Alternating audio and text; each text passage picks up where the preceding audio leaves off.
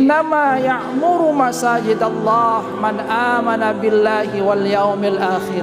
Sesungguhnya yang memakmurkan masjid Allah hanyalah orang-orang yang beriman kepada Allah dan hari akhir. Idza ra'aitumur rajula ya'tadul masjid fashhadu lahu bil iman. Kalau kamu melihat seseorang biasa ke masjid, maka saksikan bahwasanya dia adalah seorang yang beriman.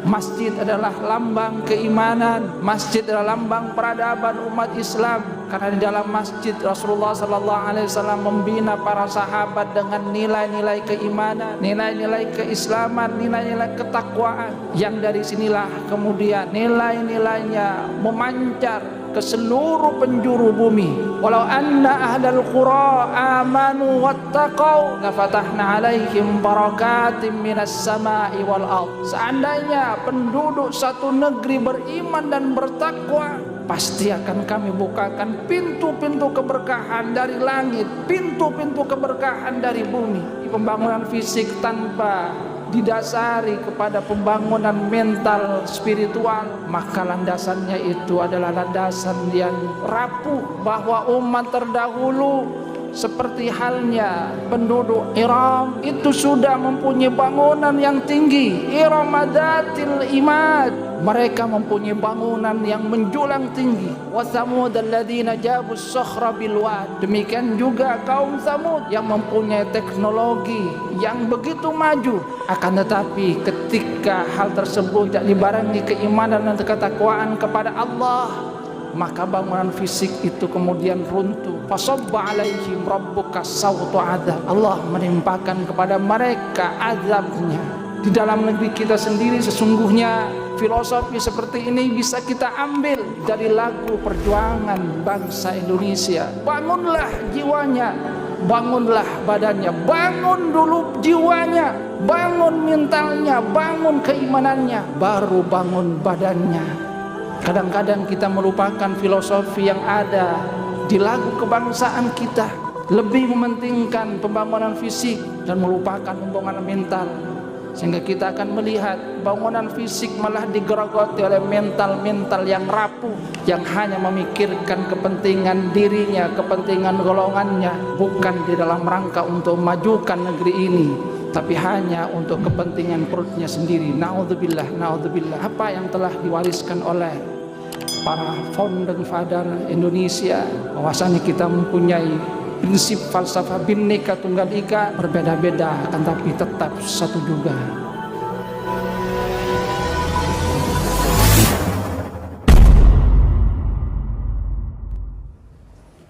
Assalamualaikum warahmatullahi wabarakatuh.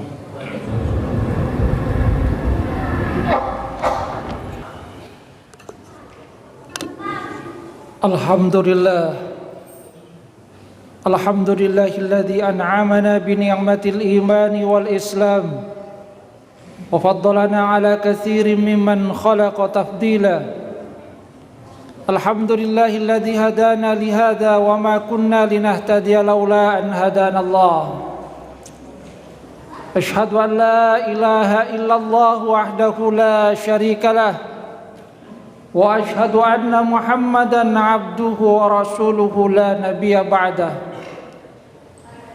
Allahumma salli ala Muhammad wa ala ali Muhammad kama sallaita ala ali Ibrahim innaka Hamidum Majid. Allahumma barik ala Muhammad wa ala ali Muhammad kama barakta ala ali Ibrahim innaka Hamidum Majid. Amma ba'du fa ya ibadallah, usini wa iyyakum bitaqwallah faqad fazal muttaqun wa khabat taghun. Qala Allah Ta'ala fi kitabihil karim, a'udzu billahi minasy syaithanir rajim. Ya ayyuhalladzina amanu taqullaha haqqa tuqatih wa la tamutunna illa wa antum muslimun. Ya ayyuhalladzina amanu taqullaha wal tanzur nafsum ma qaddamat lighad wattaqullaha innallaha khabirum bima ta'malun. Shadaqallahul azim. Hadirin jamaah salat Jumu'ah rahimakumullah. Mari kita senantiasa meningkatkan ketakwaan kepada Allah Subhanahu wa taala dengan menjalankan perintah-perintahnya dan menjauhi larangan-larangannya. Kita bersyukur kepada Allah Subhanahu wa taala yang memberikan kita nikmat sehingga kita bisa melangkahkan kaki ke masjid ini, menyambut panggilan Allah lewat suara muadzin, menghambakan diri kita kepada Allah Subhanahu wa taala. Karena memang inilah tujuan diciptakannya kita manusia, yaitu dalam rangka ibadah kepada Allah Subhanahu wa taala. Sebagaimana saat firman Allah, a'udzubillahi minasyaitonir rajim, wa ma khalaqtul jinna wal insa illa liya'budun. Tidak adalah aku ciptakan jin dan manusia kecuali untuk mengabdi, beribadah kepadaku. Hadirin jamaah salat Jumu'ah rahimakumullah. Kita sekarang memasuki bulan Agustus, bulan kemerdekaan dari bangsa Indonesia. Kita bersyukur kepada Allah Subhanahu wa taala karena Allah memberikan kita nikmat kemerdekaan. Mari kita isi nikmat kemerdekaan ini dengan hal-hal yang positif, dengan pembangunan, sehingga nikmat ini akan terus ditambah oleh Allah Subhanahu wa taala.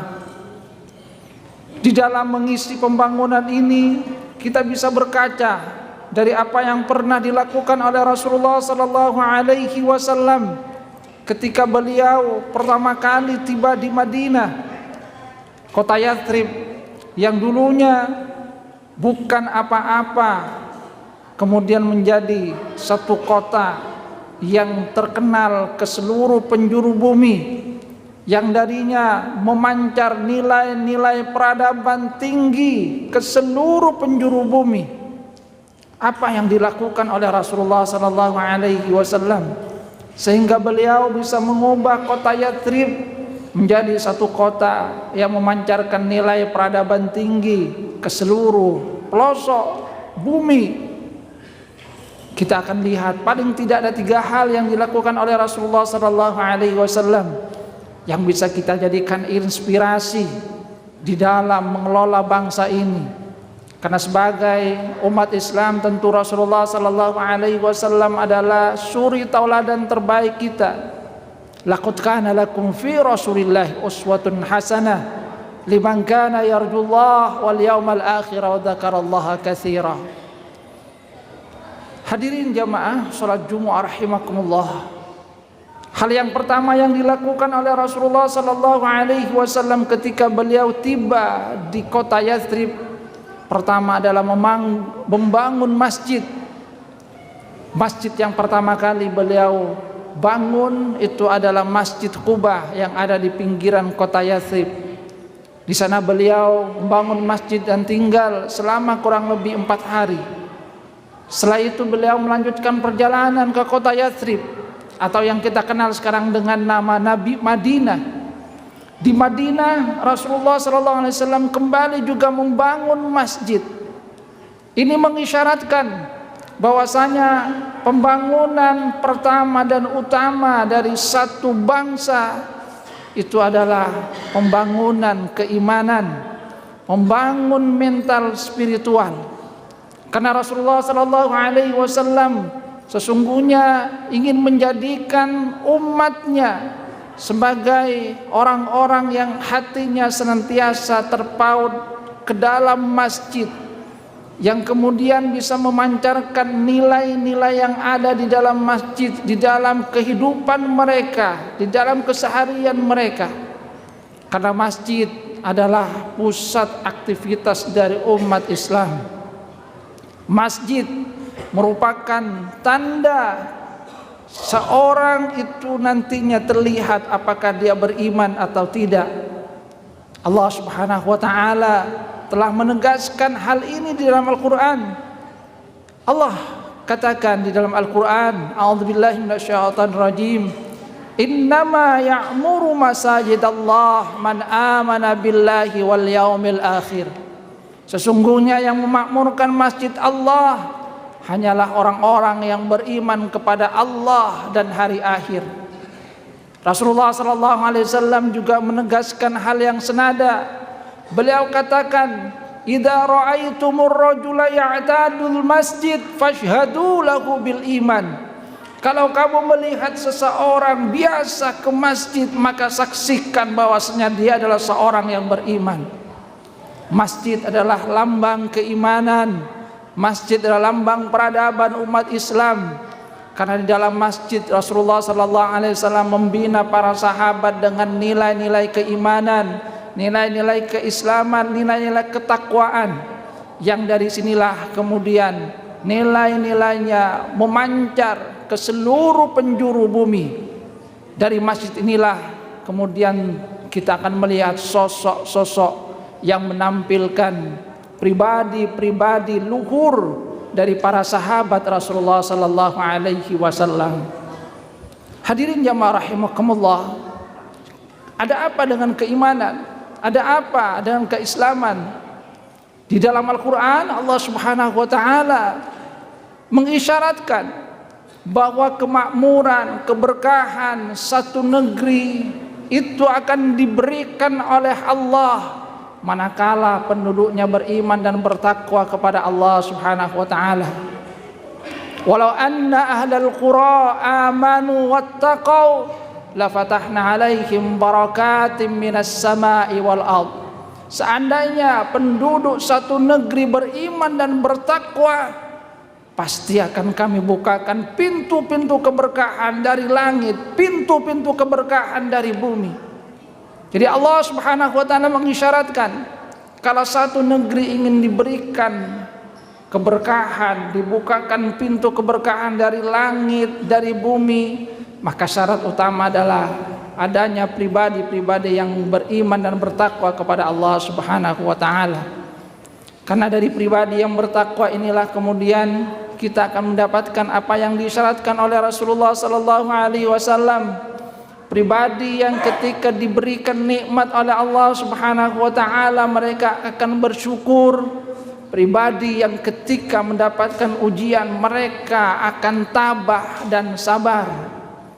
Dari mental keimanan yang teruji inilah maka akan kita lihat pribadi-pribadi seperti halnya Abu Bakar As-Siddiq, Umar bin Khattab, Utsman bin Affan, Ali bin Abi Thalib dan sahabat-sahabat yang lainnya yang memberikan kepada kita nilai-nilai keimanan, nilai-nilai perjuangan di dalam membangun satu bangsa. Hadirin jamaah rahimakumullah, apakah ini kemudian memberikan isyarat bahwa pembangunan fisik tidak penting? Tentu pembangunan fisik itu juga adalah sesuatu yang penting. Akan tapi pembangunan fisik tanpa didasari kepada pembangunan mental spiritual, maka landasannya itu adalah landasan yang rapuh. Di dalam Al-Quran kita akan dapatkan bahwa umat terdahulu seperti halnya penduduk Iram itu sudah mempunyai bangunan yang tinggi, iramadatil imad. Mereka mempunyai bangunan yang menjulang tinggi. Wa Thamud alladzina jabus sakhra bil wad. Demikian juga kaum Thamud yang mempunyai teknologi yang begitu maju. Akan tetapi ketika hal tersebut tidak dibarengi keimanan dan ketakwaan kepada Allah, maka bangunan fisik itu kemudian runtuh. Fasabba alaihim rabbuka sawtu adzab. Allah menimpakan kepada mereka azabnya. Hadirin jamaah rahimakumullah, di dalam negeri kita sendiri sesungguhnya filosofi seperti ini bisa kita ambil dari lagu perjuangan bangsa Indonesia. Lagu kebangsaan kita itu sudah mengajarkan bangunlah jiwanya, bangunlah badannya, bangun dulu jiwanya, bangun mentalnya, bangun keimanannya, baru bangun badannya. Kadang-kadang kita melupakan filosofi yang ada di lagu kebangsaan kita. lebih mementingkan pembangunan fisik dan melupakan pembangunan mental, sehingga kita akan melihat bangunan fisik malah digerogoti oleh mental-mental yang rapuh, yang hanya memikirkan kepentingan dirinya, kepentingan golongannya, bukan di dalam rangka untuk memajukan negeri ini, tapi hanya untuk kepentingan perutnya sendiri. Naudzubillah, naudzubillah. Pembangunan utama adalah pembangunan mental, pembangunan keimanan. Karena secara agama itu akan mendapatkan keberkahan dari Allah Subhanahu wa taala. Mental yang kokoh itu akan menghasilkan sebagaimana yang disyaratkan oleh Rasulullah sallallahu alaihi wasallam, in asabatu sarra syakara, ketika mendapatkan nikmat mereka bersyukur, menggunakannya dalam rangka kebaikan. Wa in asabatu dharra sabarah, tapi ketika ada halangan, ada ujian, mereka tetap tabah, mereka tetap bersabar, mereka tetap ulet berusaha untuk memberikan yang terbaik bagi agama, bangsa dan negara. Hadirin jamaah rahimakumullah, ini yang pertama yang dilakukan oleh Rasulullah sallallahu alaihi wasallam. Landasan pembangunan pertama adalah pembangunan keimanan, pembangunan mental spiritual.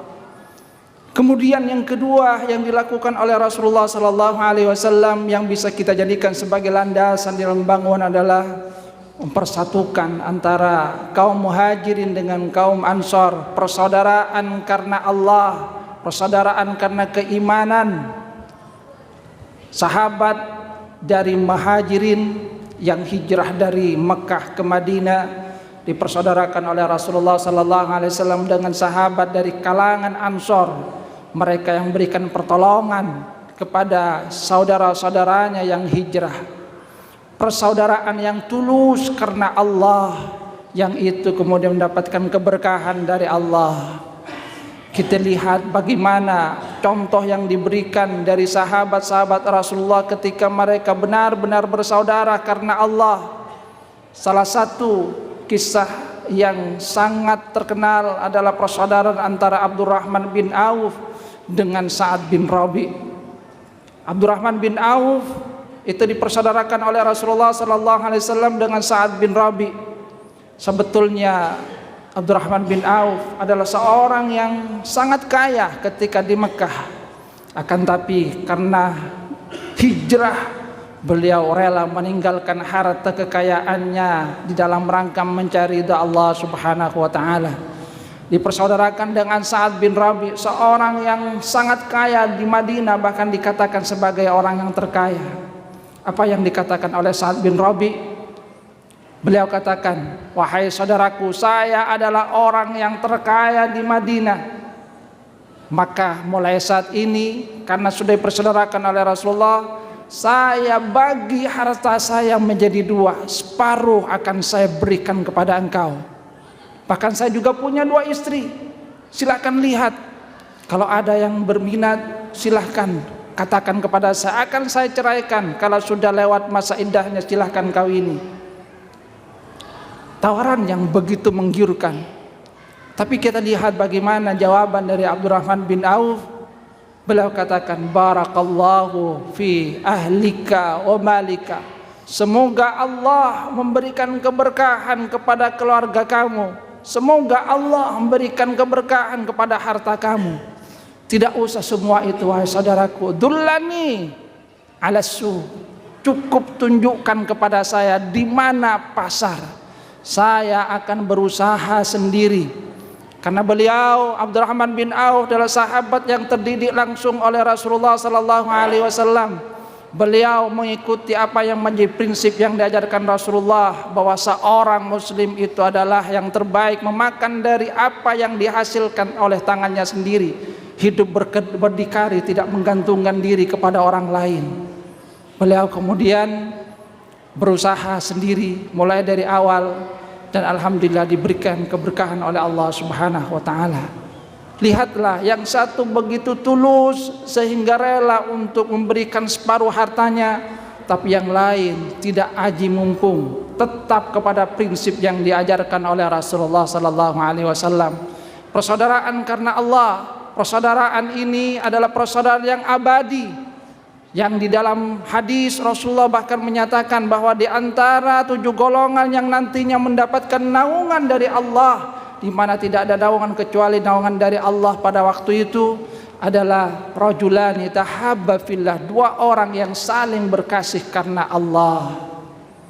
Persaudaraan karena itu adalah persaudaraan yang abadi. Allah juga mengisyaratkan dalam Quran, al-akhillau yawma idzin ba'dukum li ba'din aduun illal muttaqin.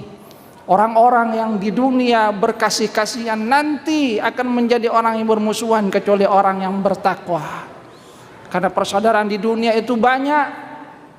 Ada persaudaraan karena hobi, persaudaraan karena ras, persaudaraan karena partai, persaudaraan karena yang lainnya.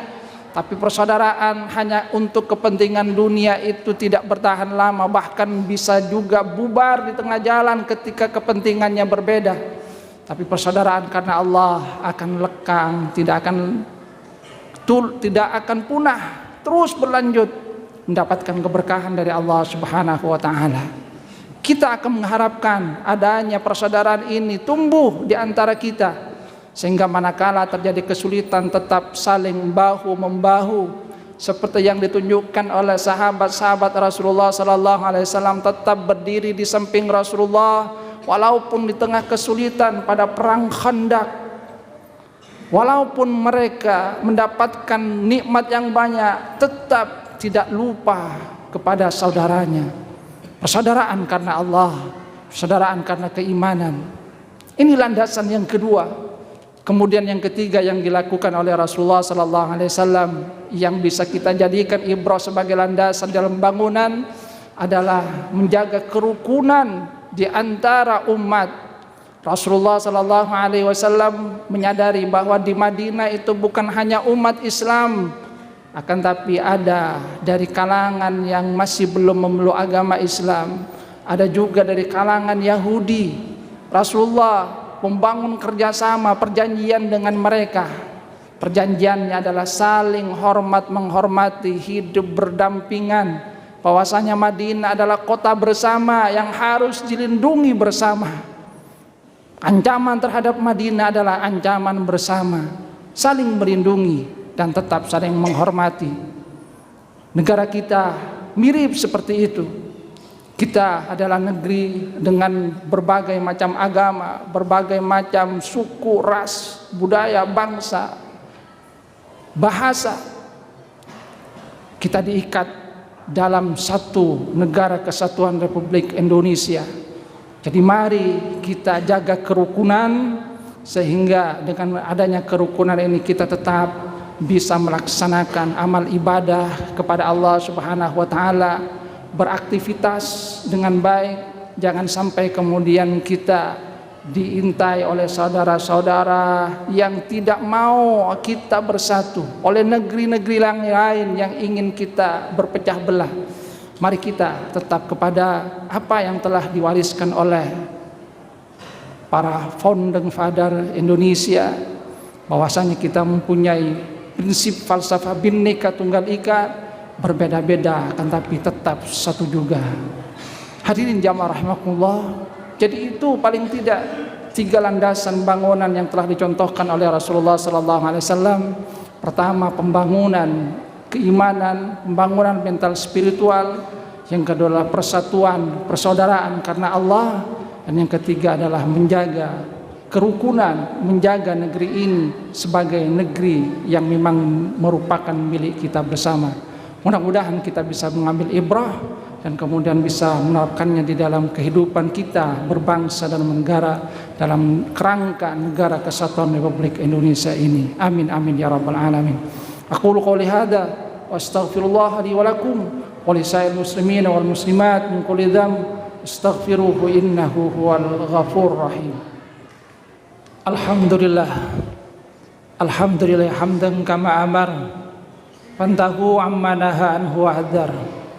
Asyhadu an la ilaha illallah wahdahu la syarikalah irghaman liman jahada bihi wa kafar. Wa asyhadu anna Muhammadan abduhu wa rasuluh sayyidul insi wal khalaiqi wal bashar. Allahumma shalli ala Muhammad wa ala ali Muhammad kama shallaita ala ali Ibrahim wa barik ala Muhammad wa ala ali Muhammad kama barakta ala ali Ibrahim fil alamin innaka Hamidum Majid.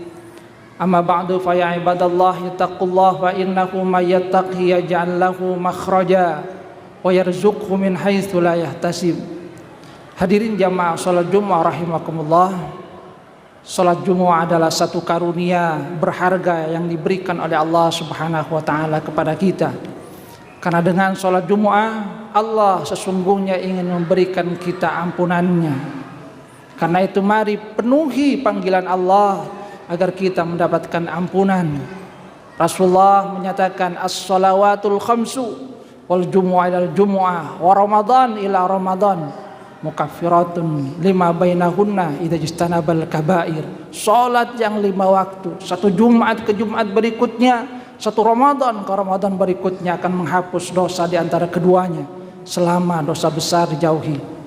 Artinya kita yang dulu dipertemukan oleh Allah dengan hari Jumat dan menunaikan salat Jumat, dan sekarang kembali Allah pertemukan dengan hari Jumat dan kita kembali melaksanakan salat Jumat, maka Allah berarti memberikan kita kesempatan untuk menghapuskan dosa kita selama 1 pekan. Karena itulah Allah kemudian katakan, ya ayyuhalladzina amanu idza nudiya lis-salati min yaumil jumu'ah fas'au ila dzikrillah wa dzarul bai'. Kalau kita dipanggil sudah di hari Jumat menghadap Allah, maka kata Allah Subhanahu wa taala, bergegaslah kalian, bergegaslah. Jangan berlambat-lambat, segera ingat kepada Allah, tinggalkan sebentar urusan dunia, karena Allah sedang menyediakan ampunannya. Allah ingin memberikan kita ampunan, maka hendaklah kita benar-benar penuhi panggilan Allah. Dzalikum khairul lakum in kuntum ta'lamun. Itu lebih baik bagi kalian kalau kalian itu benar-benar mengetahui. Allah akan memberikan kita ampunan, maka bergegaslah agar Allah segera memberikan kita ampunan.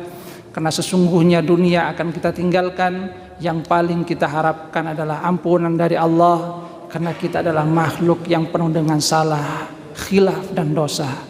Akhirnya kita berdoa kepada Allah Subhanahu wa taala. A'udzubillahi minasyaitonir rajim. Innallaha wa malaikatahu yusholluna 'alan nabi ya ayyuhalladzina amanu shallu 'alaihi wa sallimu taslima. Allahumma shalli ala Muhammad wa ala ali Muhammad kama shallaita ala ali Ibrahim wa barik ala Muhammad wa ala ali Muhammad kama barakta ala ali Ibrahim fil alamin innaka Hamidum Majid. Allahumma ighfir lil muslimina wal muslimat wal mu'minina wal mu'minat al ahya'i minhum wal amwat innaka sami'un qarib mujibud da'wati ya qadil hajat. Rabbana ighfir lana wa li walidayna warhamhuma kama rabbayana shighara. Rabbana ighfir lana wa li ikhwanil ladzina sabaquna bil iman wa la taj'al fi qulubina ghillan lil ladzina amanu rabbana innaka ra'ufur rahim. Allahumma a'inna ala dzikrika wa syukrika wa husni ibadatik. Allahumma anzilna munzalan mubaraka wa anta khairul munzilin. Rabbana adkhilna mudkhala sidqin wa akhrijna mukhraja sidqin waj'alna min ladunka sultanan nasira. Allahumma inna nas'aluka al-huda wat-tuqa wal-'afafa wal-ghina. Rabbana atina min ladunka rahmatan wa hayyi' lana min amrina rasyada. Rabbana atina fid dunya hasanah wa fil akhirati hasanatan wa qina adzaban nar wa adkhilnal jannata ma'al abrar ya azizu ya ghaffar ya rabbal alamin. Wa sallallahu ala nabiyyina Muhammadin nabiyil ummi wa ala alihi wa sahbihi wa sallam. Fadli subhana rabbika rabbil izzati amma yasifun wa salamun alal mursalin alhamdulillahi rabbil alamin. Amin birahmatika ya arhamar rahimin wa aqimis shalah.